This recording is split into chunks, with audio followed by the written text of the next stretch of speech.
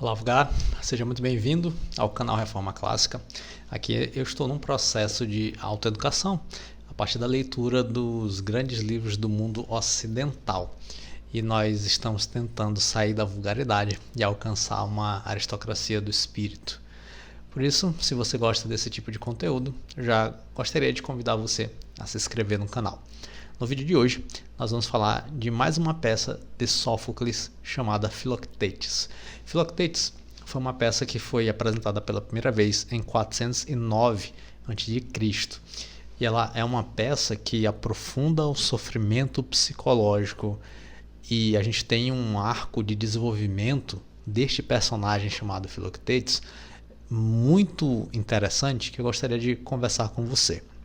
Mas antes de falarmos sobre esse arco de Philoctetes especificamente, eu gostaria de fazer um breve resumo da peça. A peça é iniciada no seguinte contexto. Nós temos o pano de fundo dos gregos indo até a Guerra de Troia, e nesse caminho, nessa jornada, eles param em uma ilha para fazer o sacrifício, fazer libações aos deuses. E nessa ilha de Crisa, os deuses mandam uma serpente que acaba picando Philoctetes, picando o pé de Philoctetes. E Philoctetes tem o seu pé, portanto, ferido por essa serpente, e a partir dessa ferida ele sente muita dor, e essa ferida tem um odor horrível. Os líderes gregos, incentivados por Odisseu, decidem abandonar Philoctetes porque era um sofrimento insuportável e era um odor de igual modo inviável de se conviver. Então Odisseu, sempre muito pragmático, decidiu, junto com os líderes gregos, abandonar Philoctetes em uma outra ilha chamada Lemnos. Portanto, Philoctetes é deixado lá e a gente tem esse cenário, né, após 10 anos do seu abandono, a peça sendo iniciada. Então nós temos o Odisseu, em seu pragmatismo, recebendo uma previsão, recebendo um oráculo, dizendo que a Grécia, que os gregos só iriam obter vitória sobre Troia quando eles estivessem possuindo a arma letal de Heracles, ou Hércules, que estava nas mãos de Philoctetes. Então, Odisseu pragmático que fala, bom, a gente tem que ir lá e pegar essas armas de Philoctetes, né, convocá-lo, aí ele vir até Troia, né, e combater ao nosso lado. Mas como é que vamos fazê-lo, já que abandonamos ele lá? Ele deve ter um ódio mortal da gente. Então Odisseu, em toda a sua astúcia, conversa com o terceiro personagem principal da peça, que é o Neoptólemo, que é o filho de Aquiles. Aquiles, nessa altura da guerra, já tinha morrido, já tinha sido morto, e Neoptólemo entra então como esse herdeiro de honra, né, de Aquiles. E a peça vai se desenrolar nisso. O Neoptólemo com essa missão de convencer Philoctetes a entregar a arma de Heracles, né, o arco e as flechas, para ele, para poder eles vencerem Troia, os gregos vencerem Troia.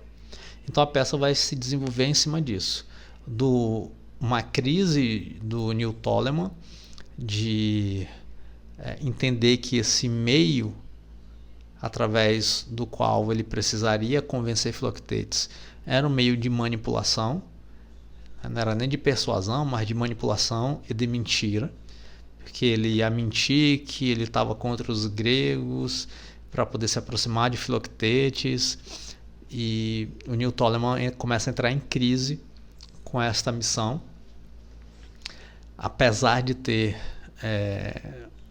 convencido Philoctetes. Neoptólemo entra em crise porque ele entende que ele utilizou de um meio imoral para ganhar a confiança de Philoctetes e dessa forma ganhar as suas armas e favorecer os gregos na vitória, na batalha, né, contra os troianos. E a peça vai se desenrolar em cima disso. Nós temos uma possibilidade de conversar sobre essa crise moral e o desenvolvimento de Neil Tolman, esse personagem com essa característica de honra herdada de Aquiles, essa busca justa pela verdade herdada de seu pai. Nós temos uma contraposição de um Odisseu astuto e pragmático. Para Odisseu não importa os meios, o que vai importar são os fins.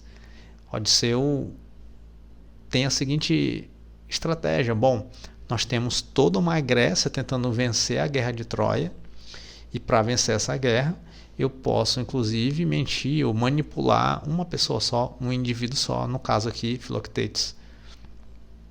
Então não tem problema em haver a manipulação se nós conseguimos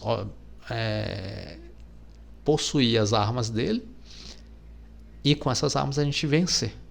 Então o que importa mesmo é ser mais pragmático possível. Então por um lado nós temos Neil Tolman representando esse herói que é mais honrado, que está buscando ali uma consciência individual, que está buscando ali meio que uma verdade. Por outro lado nós temos um Odisseu astuto e pragmático, tentando vencer a guerra, pensando mais no coletivo, com uma mentalidade, vamos dizer assim, entre aspas, mais de Estado. E a gente tem nesse meio o Filoctetes. E eu gostaria de falar sobre o Filoctetes. Por quê? Quando eu estava lendo a peça, eu senti uma certa antipatia. Eu não vou te enganar aqui no vídeo. Eu senti uma certa antipatia por Filoctetes, porque no final da peça ele ficava ali, ele fica, ainda rancoroso, remoendo aquilo que havia acontecido e tudo mais. Então eu quero conversar sobre isto, sobre esse arco de Filoctetes e se a gente consegue observar uma redenção em Filoctetes e como é que essa redenção se deu.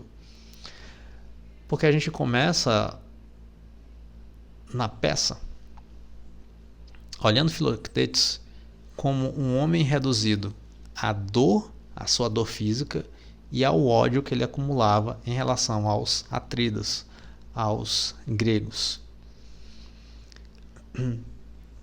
Então, quando a gente encontra Filoctetes pela primeira vez, ele mal é humano, vamos dizer assim, nesse sentido social. A gente entra na linha temporal da peça e Filoctetes ele está abandonado há 10 anos, vivendo em Lemnos, solitário. E a gente consegue ter uma definição, vamos dizer assim, de Filoctetes a partir de 3 pontos: de sua dor física. Então ele ainda está apresentando aquela ferida que é incurável em seu pé, que é uma fonte de agonia constante para ele, é uma fonte imprevisível. Tanto que no texto, quando ele está sendo atacado por uma crise dessa dor física, os gritos dele são descritos como animalescos.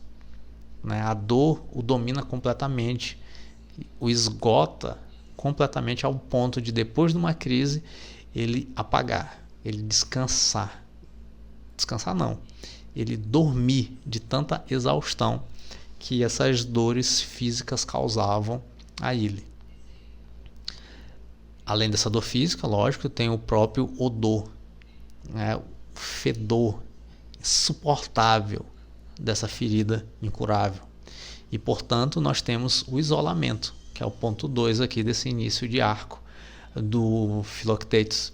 Ele é abandonado em uma ilha deserta e ele não teve contato humano algum por 10 anos. A sua única companhia é a sua dor e a sua única atividade, a sua sobrevivência. Então isso torna Filoctetes selvagem, desconfiado e brutalmente pragmático. Ele é quase que um animal, sabe? Ele é quase que um cachorro de rua. Aquele cachorro machucado, ferido, que vive abandonado, buscando migalhas, buscando comida. E quando alguém tenta chegar perto dele, ele está ressentido. E aqui a gente tem um terceiro ponto dessa definição inicial de Filoctetes: um ressentimento inabalável. nós temos em seu sofrimento uma inseparabilidade da traição que causou esse sofrimento. Então ele nutre um ódio profundo e cristalizado, principalmente por Odisseu e pelos seus irmãos Atridas, Agamenon e Menelau, que fizeram o quê? O abandonaram. Então esse ódio acabou se tornando uma viga mestra da identidade de Filoctetes. Então Filoctetes é um homem aqui no início da peça em estado de natureza, vivendo como esse animal ferido. E o arco e flecha, essas armas imbatíveis de Heracles, não é apenas uma arma, é a sua única ferramenta de sobrevivência. É a sua única conexão com o seu passado glorioso, né? É o único símbolo de poder que lhe resta. Ele e o arco são uma única entidade, vamos dizer assim. É o objeto que, quando ele vislumbra, ele olha toda a sua glória. É aquele totem que relembra um passado que não tinha sofrimento, que tinha uma glória e que tinha um futuro brilhante pela frente. Então é uma lembrança de algo que já passou, mas que não é mais. E um segundo movimento da trajetória de Filoctetes na peça, nós temos essa tentativa de conexão, que eu vou resumir de a vulnerabilidade e a esperança. Então a chegada de Neoptólemo na ilha de Lemnos quebra essa monotonia de uma década. Então, pela primeira vez, Filoctetes tem a chance de se reconectar com o mundo, né, de se reconectar com pessoas. Só que o plano de Ulisses, de Odisseu e de Neoptólemo, ou seja, de fingir também ter sido traído pelos gregos, explora a maior fraqueza de Filoctetes. Ou seja, Neoptólemo, ele inventa essa narrativa e ele busca a validação do sentimento de Filoctetes. É assim que acontece. Talvez você já tenha tido alguma experiência em que você ficou ferido, ou que você teve um certo sentimento por alguma coisa, por alguém, em relação a alguma situação. E não é incomum você buscar uma validação para esse sentimento. Você olha e fala assim, o Lula é ladrão. E aí tu vai buscar a validação dessa impressão. Não é assim que acontece? Por isso Odisseu é astuto, porque ele diz para Neoptólemo, você tem que convencê-lo. Para convencer, a gente vai precisar gerar compaixão nele, vai precisar gerar uma identificação nele. Então tu vai dizer que tu também odeia os gregos, que tu também me odeia. Porque eu, Ulisses, Odisseu, herdei as armas de Aquiles, quando na verdade quem deveria ter herdado era tu.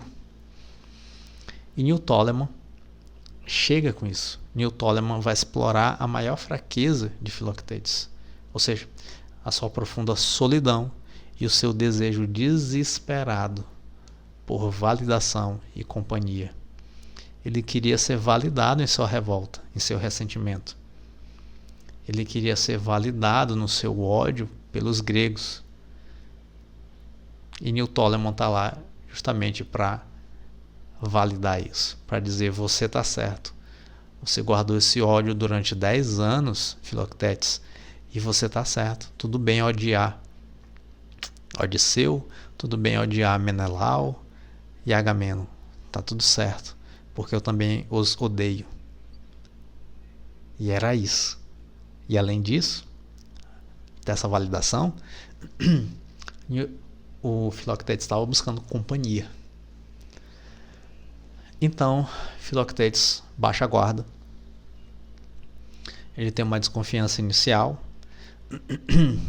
mas quando ele vê no jovem Neoptólemo um reflexo de sua própria injustiça, e quando ele vê em Neoptólemo a nobreza de Aquiles, então ele decide confiar.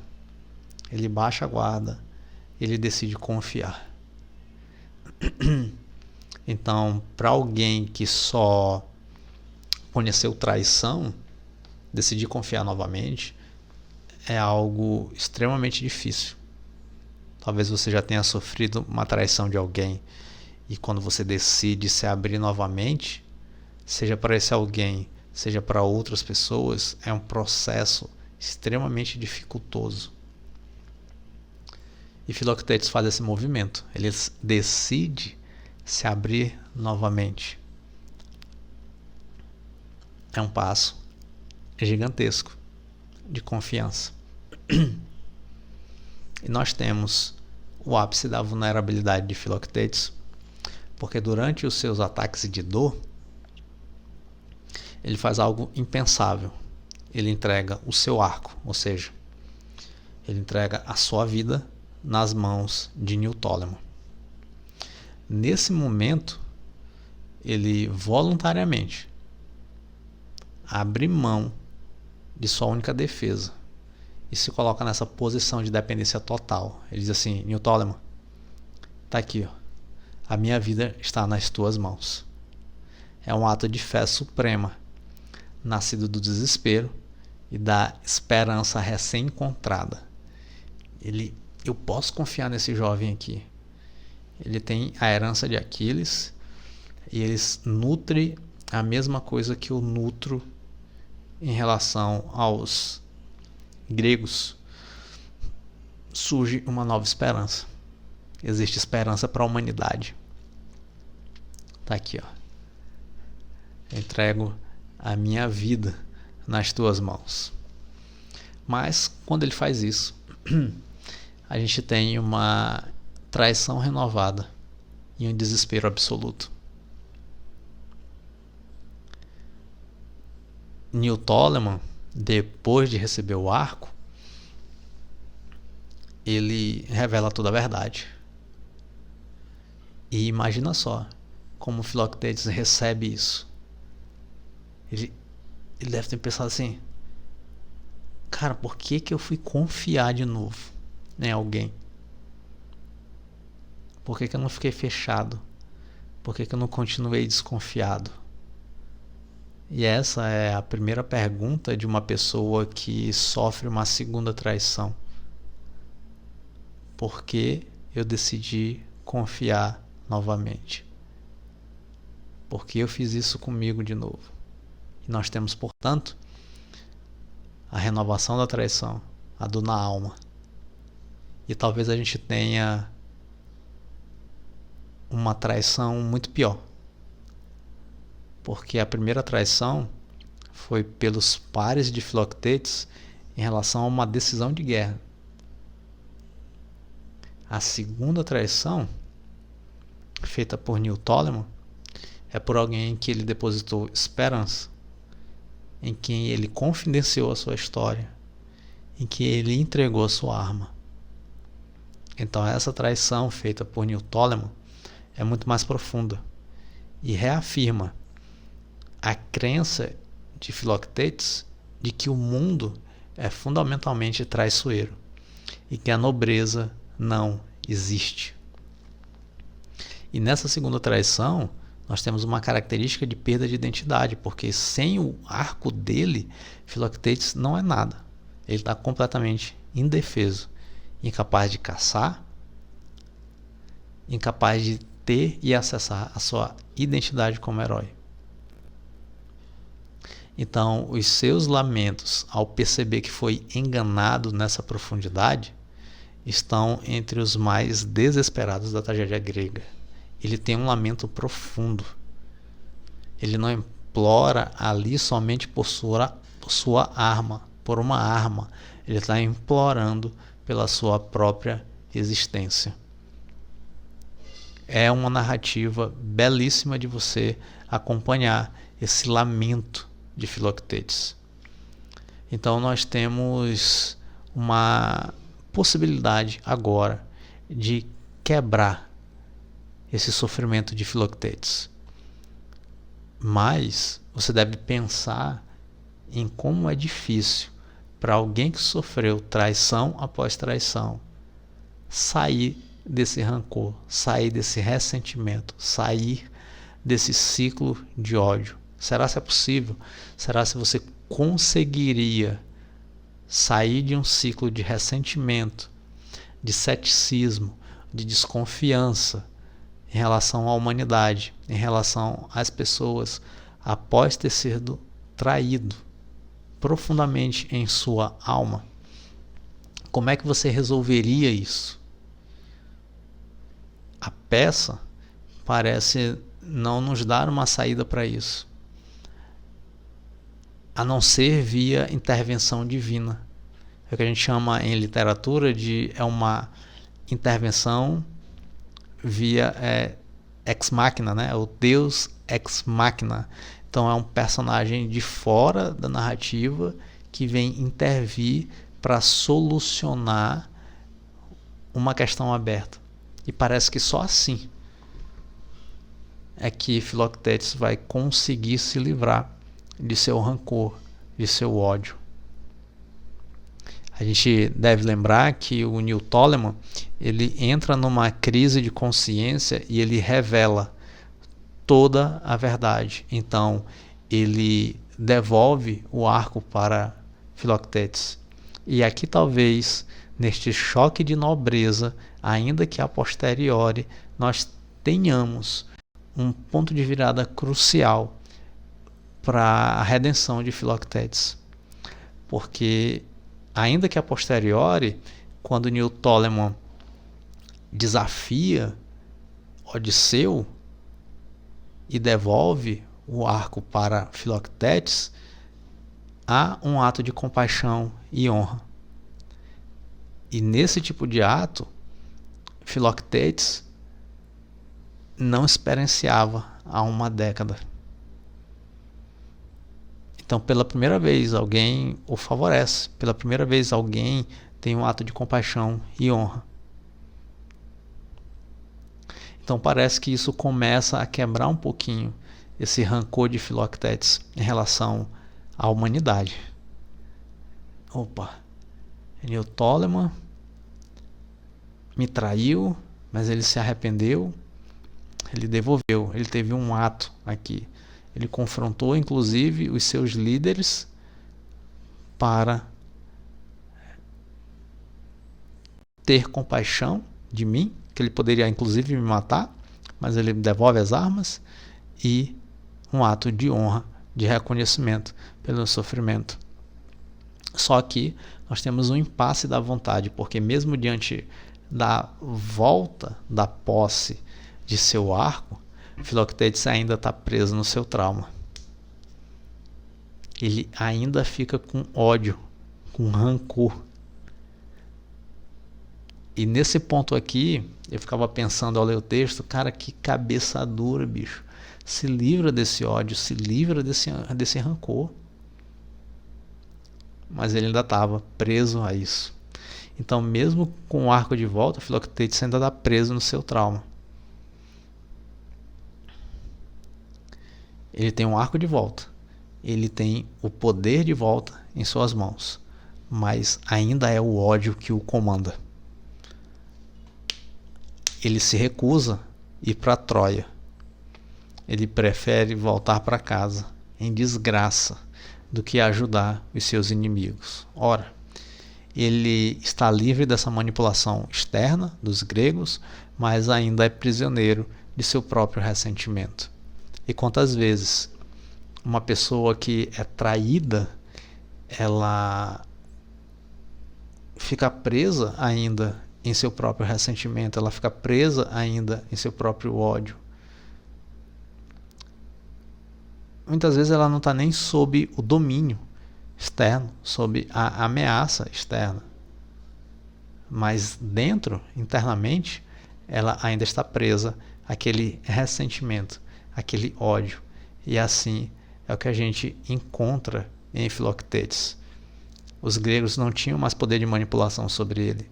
Ele já estava liberto da ilha, mas mesmo assim, dentro dele ainda havia prisão, dentro dele ainda havia ressentimento. E a cura veio com essa intervenção divina. A gente tem a aparição de Heracles, ou de Hércules, como costumeiramente conhecemos aqui no Brasil, como este dono original do arco e uma figura de autoridade divina e pessoal para Filoctetes. Heracles consegue o que a persuasão mortal não conseguiu. Nem Odisseu, nem Neoptólemo, ninguém conseguiu. Ele oferece a Filoctetes um propósito maior. Quando ele diz assim, Filoctetes, e a Troia não é servir aos seus inimigos, não é servir aos atridas, mas é cumprir um destino glorioso ordenado pelos deuses. Então, para você se livrar do teu ressentimento, você vai precisar mudar a narrativa, o famoso ressignificar, que tanto a psicologia difunde por aí. Então, e a Troia não é servir os inimigos, não é servir aqueles que te feriram, e a Troia é cumprir um destino glorioso ordenado pelos deuses. 2. Nós temos uma promessa de cura. Heracles garante que a ferida de Filoctetes será curada em Troia. Se você for a Troia, lá você vai encontrar um curandeiro que vai sarar essa tua ferida física, porque ele sabe como sará-la e ele estará autorizado a curar essa tua ferida física. E o terceiro e último ponto é a reintegração social. Você, Filoctetes, se for até Troia, você não vai ser mais um pária, você vai ser um herói celebrado. Não por quem te feriu, mas por todo um povo. Então, Filoctetes aceita e parece que ele vai. E aqui a gente percebe que Filoctetes aprende com muita dificuldade que a confiança é possível e que o seu sofrimento não precisa ser o fim de sua história, mas pode ser o prelúdio de sua maior glória. Se você quiser ter conversas mais demoradas e mais profundas sobre essa e outras peças gregas, eu te convido a apoiar o nosso projeto e entrar na nossa plataforma exclusiva do Reforma Clássica. É só clicar no link abaixo aqui no Kiwify, ver as condições que eu coloquei lá para poder você aprender mais com essas peças gregas que são tão profundas. E você já foi traído alguma vez? Você já foi rejeitado alguma vez? Como é que você saiu disso? Me conta aqui nos comentários. Eu vou deixar também a playlist aqui do nosso Reforma Clássica para você ver outras peças gregas sobre as quais já conversamos. Beijinhos e até o nosso próximo vídeo.